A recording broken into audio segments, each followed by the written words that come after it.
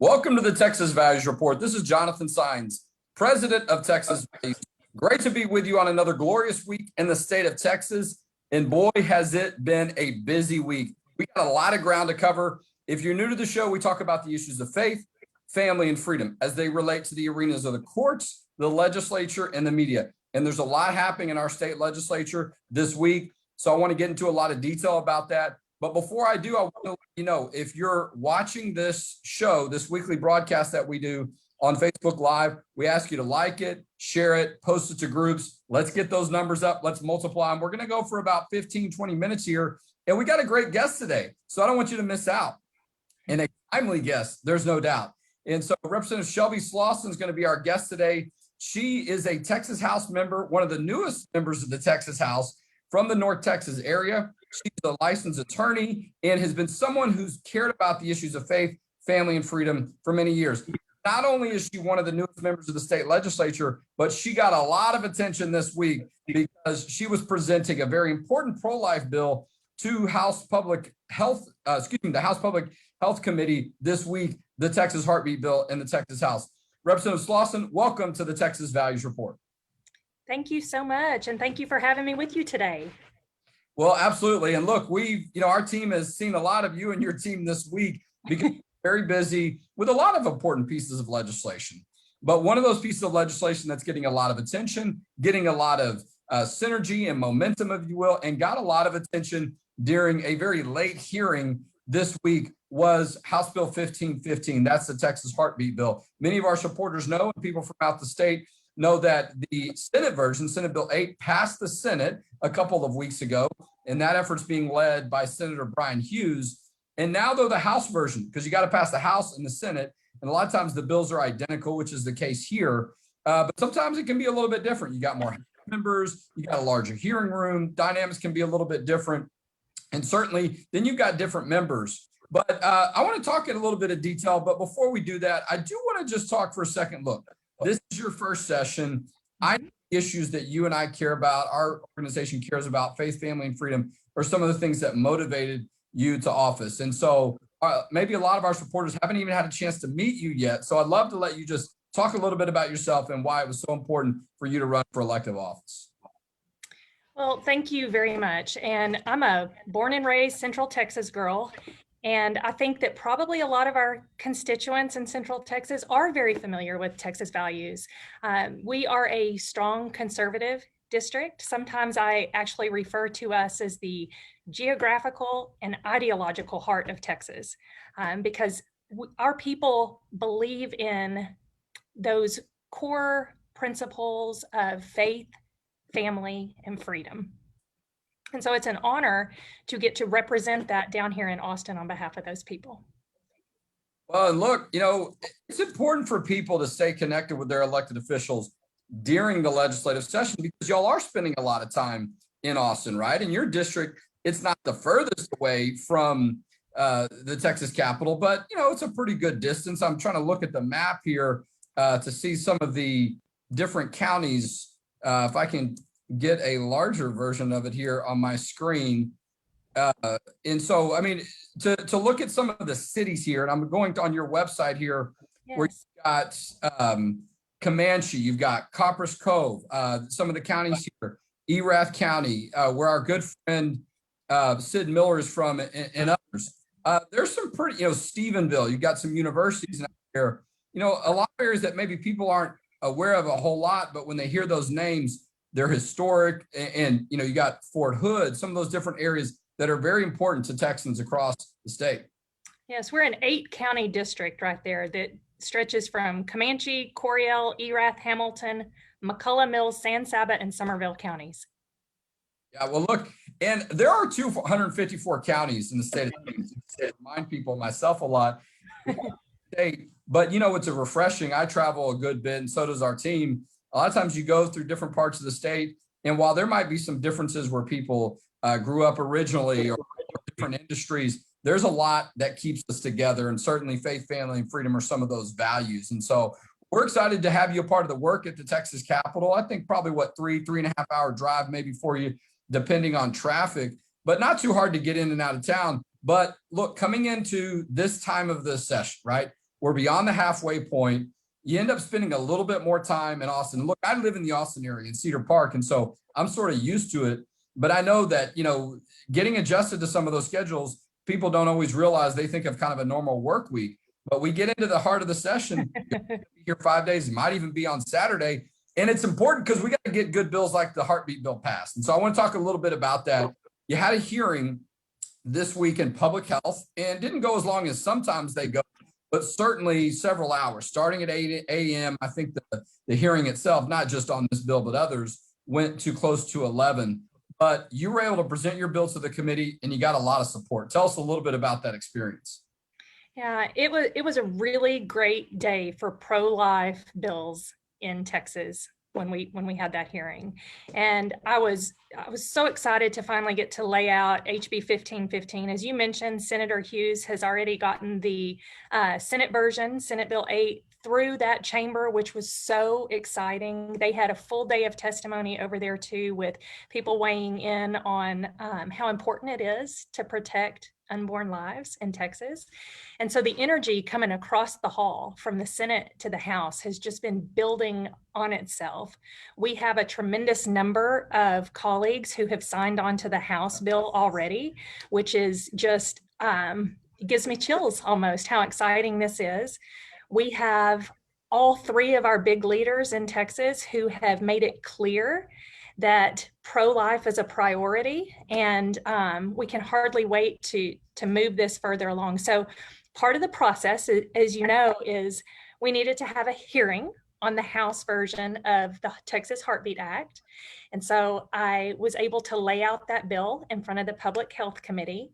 It's particularly exciting to confirm that every Republican member serving on that committee is either a joint or a co-author on this bill. Wow, so that's exceptional. It really is. Well, and a lot of people don't realize that. We're discussing the Texas Heartbeat Act with the House author, Representative Shelby Slauson. She represents House District 59. I call it North Texas. I guess you could consider it Central Texas. I'm from Houston, so a lot of things to me seem like North Texas. Everything is north. Even though I haven't lived in the Houston area for probably over a decade, but my mind still works that way a lot. But, and speaking of supporters, right? Not only do you have the support of your Republican colleagues on the Public Health Committee, but you got the governor supporting it. I mean, you put out a nice tweet on social media a couple of weeks ago, and it was a retweet of Senator Hughes, the Senate author, but the bills are identical. And so I think it's fair to say, yeah, the governor supports the House version too. And let's talk a little bit about the bill. I mean, not to get too deep into it. I mean, it's a simple concept. If a heartbeat can be detected as an unborn child, then you're not allowed to perform an abortion in the state of Texas. But you don't have the government being involved in the enforcement. This is a situation statutorily where any person could bring a legal action to stop, and this would be a civil action, would be able to stop someone or to have some type of enforcement mechanism as a result of them violating this provision in the Heartbeat Act. And so I think a lot of people aren't used to that, and it kind of, touches on some different things legally, and I could discuss some of that, but the value of it is recognizing and acknowledging that if there's a heartbeat, we know that's a human life. That's it. Absolutely is confirming that unique universal sign of life is a heartbeat. And what this bill is really doing, Jonathan, is that when that heartbeat is detected, the life is protected. It's that simple. No, it really is that simple. And look, we're not the only ones doing it, right? I mean, you've got 12 at least states. I think Idaho became the 13th state to pass one earlier this week. And so there's a lot of momentum around this issue. There's a lot of interest. And I think it's something that people can identify with, right? To your point, we're talking with Representative Shelby Slauson about the Texas Heartbeat Act. It received a hearing in House Public Health Committee. It's already passed the Senate. A lot of momentum on this issue. But I think it's easy for people to understand it and connect with it and say, that makes a lot of sense. Whether the baby's in the womb or outside of the womb, we look for those predictors or those signs of life. And we think, is there a heartbeat? That's something you hear and, is talked about in hospitals and in medical settings. And so why any different here? And I think that's why a lot of other states are choosing to do it. But now the opportunity for Texas, because even though the Heartbeat Act in the states, it's really the past 2 or 3 years where it's gotten a little more attention. So, we only meet every other 2 years. And so now's the time. And look, I'll just say it. I'm not putting this on you. It was touched on during the hearing. You've got a couple of new members of the Supreme Court, people like Amy Coney Barrett, really a time to look. This is, and I think there's precedent out there, Gonzalez v. Carhart and others, that acknowledge the significance of a heartbeat as it relates to science. And that's why we're able to be in a good position with a law like this. Yes, and you made a great point in that hearing yourself about sometimes what we do in the law is we make a very clear statement about where we stand on the issue. And there may be things to be sorted out in a judicial proceeding later. But what you're seeing across our country is all of these states taking that stand. And it is time for Texas to do the same thing. Yeah, well, and it is. I mean, it's an acknowledgement. I like to use the phrase a lot because I think it's easy to understand and remember, but that's what I was taught in law school. The law is a teacher, right? So what we write in law says a lot about who we are as a society. And, look, I mean, I've lost count of how many years it's been. I just have to remember my own birthday because I was born in 1973. But, we're at 48 years of Roe versus Wade, and the numbers continue to add up. Over 50,000 abortions in the state of Texas. Now, look, that number has been going down because of some of the pro-life work that our organizations have been doing from when it was over 80,000. But that's still a lot. I mean, that's more than the population of probably a lot of the cities in your district, if not several of them combined. It's an alarming number. One is too many, but even that number of 50,000, you can't ignore it. And so I think that the timing of this, it makes a lot of sense. And I think it's something that people can understand and say, you know what, we should be doing something about this. And we should be acknowledging the humanity of the unborn child. Yes, absolutely. And, a lot of the real work in the pro-life movement is happening back in our communities. And so when you recognize that there has been a decline in numbers, I would attribute a lot of that, Jonathan, to the mission-mindedness that's happening back home, where our believers are meeting these moms and dads where they're at and connecting them to resources and helping them understand that heartbeat and connecting them with our faith-based missions, any kind of resources that will help facilitate bringing that life into the world. No, look, and I mentioned earlier, right, there are 254 counties in the state of Texas. There are some estimates that there are over 200 pregnancy care centers throughout the state. You could sort of suggest at least one in every county. I know in Travis and Williamson County, in the areas where I live, there's numerous pregnancy care centers where women can go to get help, to get support for themselves, for their child, before the baby's born and after. And so, the pro-life movement, if you will, has continued to become more and more comprehensive when you look at how important it is to provide that support to the family, to the child, and not always just the mother. I mean, fathers, all, people that are involved in this process. I've seen it play out so often, and how important it is to have that connection and support for multiple members of the family, but definitely for the mother and that unborn child, and then the child was born as well. And that's something that the state has done, right? I mean, you think about the Alternatives to Abortion program and many others that are out there that are supporting young mothers, that are supporting babies that are born. A lot of support there that really sends that message of how important life is for people in the state of Texas and our leaders. But there's still work to do, right? I mean, there's an expectation the bill will pass out of the Public Health Committee. I mean, with the number of co-authors you have on the bill, I think you're close to that tipping point, at least on paper, of being at 76. Even without some of those members signed on, and we'd encourage them to do that. I think you've got, already a majority of support. You mentioned sort of, the big leaders are out there supporting it, but we still got to get there, right? And so, for people, I think you would agree to be contacting their elected official and saying, hey, support the heartbeat bill if you already do. Let Representative Slauson know, but we got to finish this work. Yes, definitely. Please be sure to thank those Yes. that have already joined in. You may see the heart balloons behind me here this week. Just a fun little thing. We had a heart balloon delivered to every representative and senator that has already joined into this, just to kind of keep that energy and momentum going, because we are so appreciative of everything. You know, anything that we do down here, there's no islands. It takes a team, and having that team both inside the chambers and all the different stakeholder groups like Texas Values, all the different citizens that came from all parts of the state to testify and who have been sending in comments and reaching out to their reps to really encourage them to get behind this and help get it across the line. It takes all of us, Jonathan.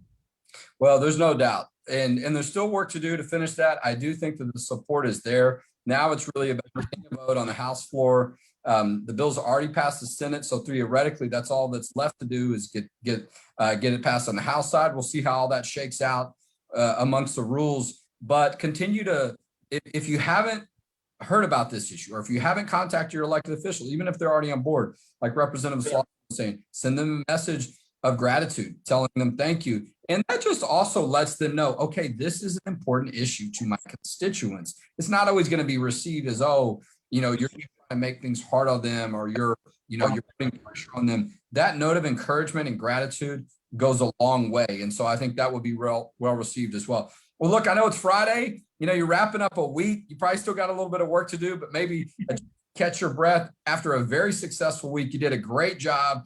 And for people that don't know, when someone says they're laying out their bill, that's just a function of her standing in front of the committee and testifying and saying, this is what my bill is about. This is what it does. I'm happy to take any questions. And so that's kind of that inside baseball capital. And she was able to do that this week. You did a great job. Your team has been excellent handling this issue and this bill. And we look forward to continue to working with you and being a part of that support for the Heartbeat Act session. Thank you so much. I look forward to seeing you again soon as we move this over into the House floor. Okay, great. Well, Representative Shelby Slauson has been our guest today on the Texas Values Report. And I've got some concluding comments I'm going to make as she shifts off the program and has some other work to do. Because, look, that was a big part of our week here at Texas Values. And our partner group, Texas Values Action, was the Heartbeat Act. But that's not the only thing we did. Yesterday, okay, so if you're listening to the radio version of this program, Thursday, we passed on the House floor the Freedom to Worship Act. Remember, it's already passed the Senate. I say we. I don't vote on the House floor. I always like to remind myself and our team that as well. The Texas House passed Representative Sanford's Freedom to Worship Act. And that is the bill that makes it clear that the government cannot force churches to close, particularly when it relates to pandemics and some of the things that we saw last year. And it's become very important. There's still cases that are going up to the U.S. Supreme Court and other courts in other parts of the country on this issue. It's not over for some churches. Thankfully, we've seen a lot of that calm down in Texas, but it's still an issue. We want to make sure it's clear in law. That way, if these issues come up again, people aren't facing questions. They're not having, wondering what kind of, gray area is not there in law. Was it clear? Is it not? We got so many questions and calls and email and text from church leaders and pastors last year because of all the executive orders at different levels of government, but particularly at the local level, many that were trying to shut down. As a matter of fact, on the House floor, when the bill was getting passed, there was an amendment that a member of the legislature from Dallas, John Turner, was trying to get on that was not particularly helpful at all. So, but he pushed a little too far an amendment that was not going to get supported anyway. We felt very confident it was going to get voted down, but then he just kept on, and it appeared that for some members of the legislature, they had heard enough and they felt like they had to respond. I put something up on social media because the amendment that he had and the way that he was communicating suggested to me that his view is the government is the one that gives you permission to be able to decide if you're a church. That's not how our government works, though. And it was so interesting to see a Democrat member do that, because a lot of times that's the party that you hear argue for the so-called separation of church and state. That concept, if it says anything, would mean that the government is not the one that gets to decide whether or not you can call yourself a church and what hoops you have to jump through in order to do that. But that's exactly what he was asking, is government requirements for you to prove and to really get the blessing and kiss the ring of the government to be able to call yourself a church and a religious organization. And so that amendment went down, but then Jeff Leach said, you know what, hold on, let me just make sure everyone's clear. This representative, and he was trying to be graceful about it, but reminding people, this is a representative from Dallas County, where you had government officials that really with some of their actions were allowing other entities to stay open while being very restrictive as it relates to the churches. And so very interesting exchange, if you didn't see that, between Jeff Leach and John Turner. But it got to the point because there were some people that were trying to really, again, accurately color churches to be afraid. Oh, we should be concerned about, churches that are going to be open and having freedom. The government needs to be controlling what they do. And so, but that's not the way that our government and our country was set up. And so I'm trying to avoid sneezing since we're live here on Facebook. But the bill ended up passing 117 to 29, overwhelming support, more than 2/3. And, look, a lot of Democrats supported it too. It wasn't just Republicans. Hey, that's great. We can find, so to speak, those bipartisan moments or things that we can agree more on. And this is something I'm encouraged that we can agree more on. The less that we have the government trying to punish churches and particularly closing them down, they should be able to, and a lot of times in those settings, they need to be open even more. Or they're the ones that need to be open the most because of the essential needs that they provide. And as a matter of fact, there's a study out saying that people that were able to go to church on a regular basis during the pandemic overall were doing better as it relates to mental health and things of that nature because of them being able to participate. And so, but not only that, when we see disasters, I mean, the churches are the ones that open up for distributing food and water, sometimes being able to be a place for people to stay warm. We saw that earlier this year with a lot of the snow and ice storms that we had and freezing weather in the state of Texas. And so, look, we passed the Senate and the House now, but the bills, the bill that they passed in the House was not the Senate version, not to get too much in the weeds about how some of the rules work.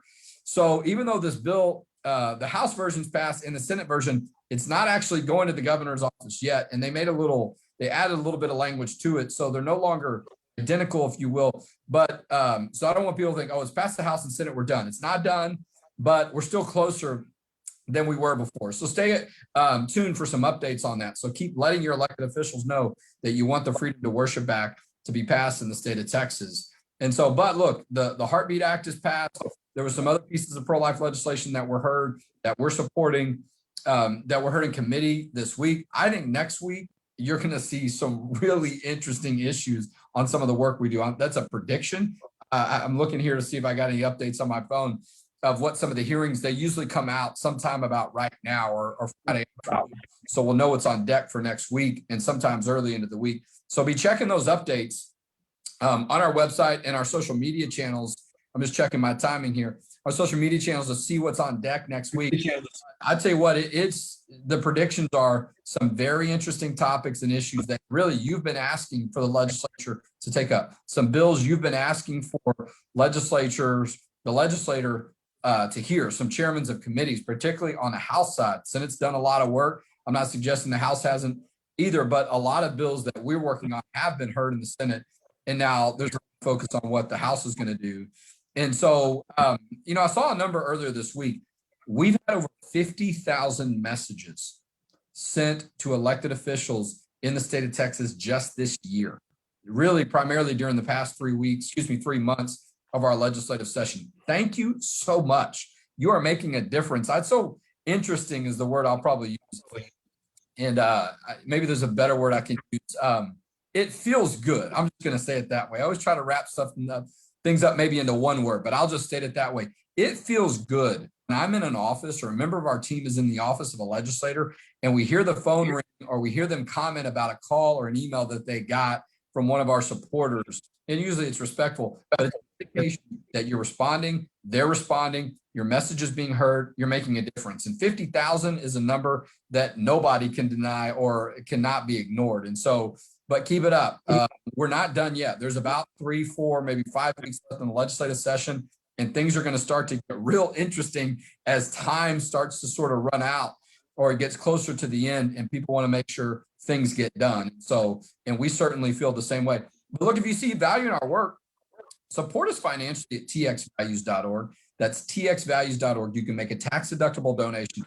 And if you're looking for work, if you will, we have an opening. We've got a full-time position, communications position that's open. We would love to have you join our team. It is a full-time position, potentially comes with benefits and other perks, if you will, to make it, comfortable for you to focus on the work that we're doing. But look, we're on the front lines. We're making a difference. If you want to make a difference, this is one of the best places, without a doubt, that you can say, I'm having a direct impact on what happens on law and policy as it relates to freedom in the state of Texas. And so, but check out our website for some more information on the opportunities tab on that. Consider making a donation to txvalues.org so you can support our work for faith, family, and freedom. Hope you had a great Easter week last week. It's all back to business again this week as we continue to be active. We're going to be having some events around the state too as we get close to the end of our fiscal year at the end of June, with a little bit of we're going to have to raise to meet our goals and continue to keep our team strong.